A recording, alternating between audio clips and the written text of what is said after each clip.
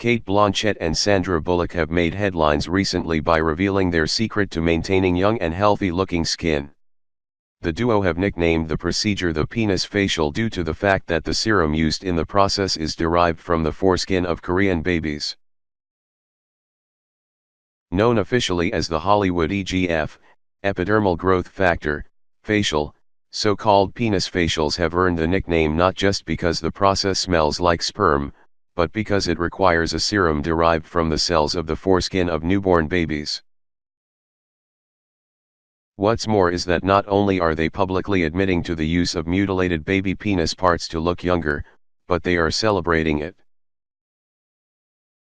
On Thursday, Bullock went on the Ellen DeGeneres show to explain why she's so happy about this treatment and to explain the reason it has been called the penis facial.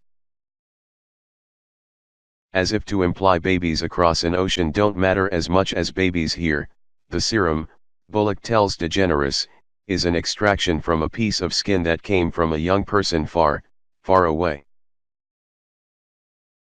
However, Ellen bluntly pointed out that it is indeed derived from the foreskin from a Korean baby. In an interview in Vogue magazine last month, Blanchett raved about the penis facial too, as she callously admitted that she doesn't even know what it is. Sandra Bullock and I saw this facialist in New York, Georgia Louise, and she gives what we call the penis facial, Blanchett told Vogue Australia. It's something I don't know what it is, or whether it's just cause it smells a bit like sperm. There's some enzyme in it, so Sandy refers to it as the penis facial. In an interview with People magazine, the inventor of the treatment, Georgia Louise explains, EGF is derived from the progenitor cells of the human fibroblast taken from Korean newborn baby foreskin, which helps to generate collagen and elastin. Bullock jokingly explained that she loves the treatment and pointed out the obvious. It's not like I'm lying there with little pieces all over my face, she laughs. I call it the penis facial. And I think when you see how good it is to your face, you too will run to your local facialist and say, give me the penis. It started last year when Sandra Bullock was filming in NYC and came to see me for a deep cleansing and long-lasting facial glow, Louise explains. Within weeks her makeup artist, Whitney, and cast mates wanted to know what was the cause of her amazing, long-lasting glowing skin, and from that moment onwards the Hollywood EGF facial was born. Aside from the depravity of laughing about and celebrating using penis skin from babies to look younger, the science behind the procedure, consisting of a handful of studies including one in 2007, another in 2009, and this one in 2016, is funded and researched by the people in the skincare industry, which means the little bit of perceived benefit is likely just an act of biased science.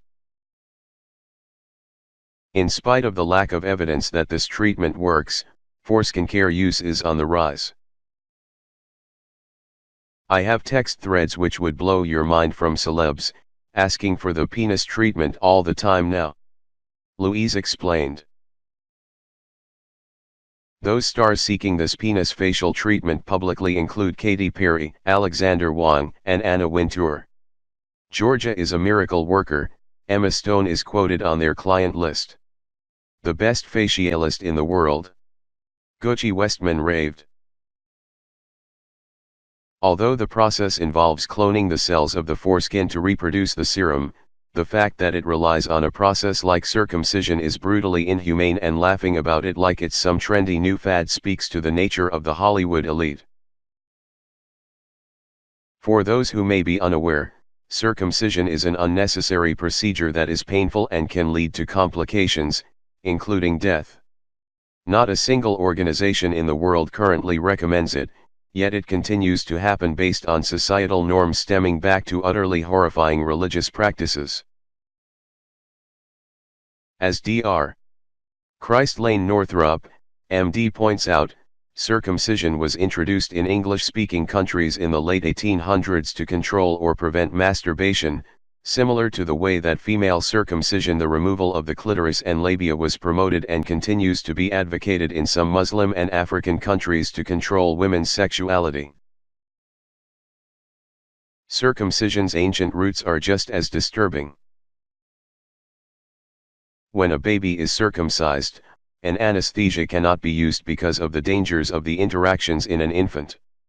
So, they are strapped to a table while screaming out in agony as the most sensitive part of the male anatomy is barbarically removed from their body.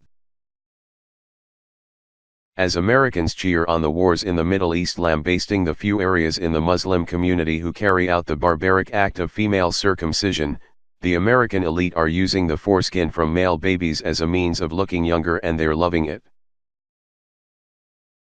Now, this horrific process has become so mainstream that celebrities are bragging about using the products derived from the procedure. Just to put this into perspective, imagine for a moment that celebrities began bragging about rubbing serum on their faces derived from female circumcision. Do you really think that they'd be laughing? Probably not.